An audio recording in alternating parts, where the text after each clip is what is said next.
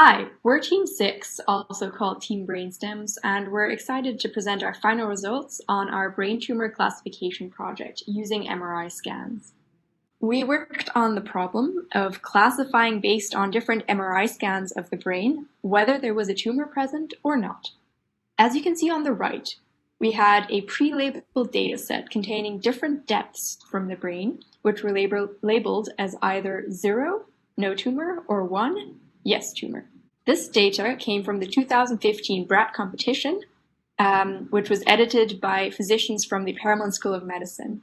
Therefore, it was a very clean dataset already. For our methods, for our baseline, we use a standard convolutional neural network. And for our experimental method, we used a ResNet model and also a VGG16 model with pre-trained feature layers.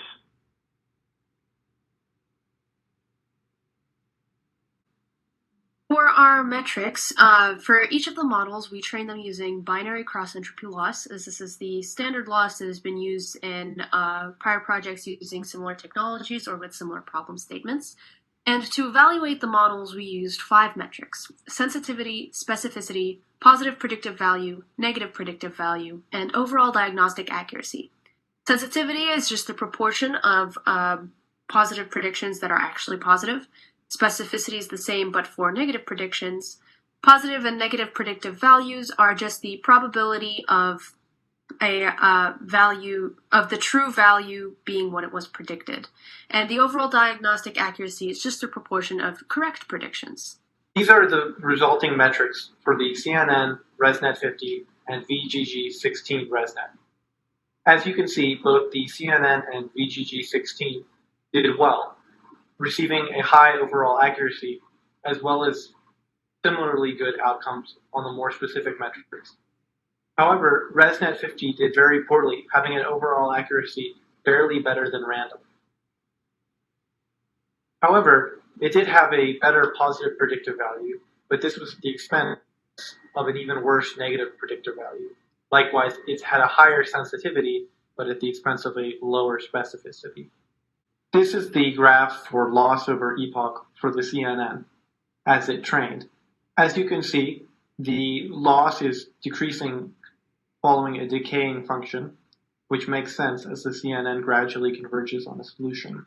This is the same graph for ResNet 50. As you can see, it covers fewer epochs as ResNets require fewer epochs to be trained. You can also see that the validation loss goes down and then back up, because ResNet 50 is not converging on a single solution. This is consistent with our metrics, which showed ResNet 50 having a very poor accuracy. This is the same graph for VGG16. As we can see, the training loss is decreasing along a decaying pattern. However, the validation loss is not. It starts out low and barely decreases over the course of the training, and during the training goes both up and down. Normally, we would expect validation loss to follow the training loss, but this is not the case. Insights, challenges, and next steps. Some insights we had for this project was that our CNN outperformed the ResNet 50 and VGG16, as well as our autoencoder plus CNN.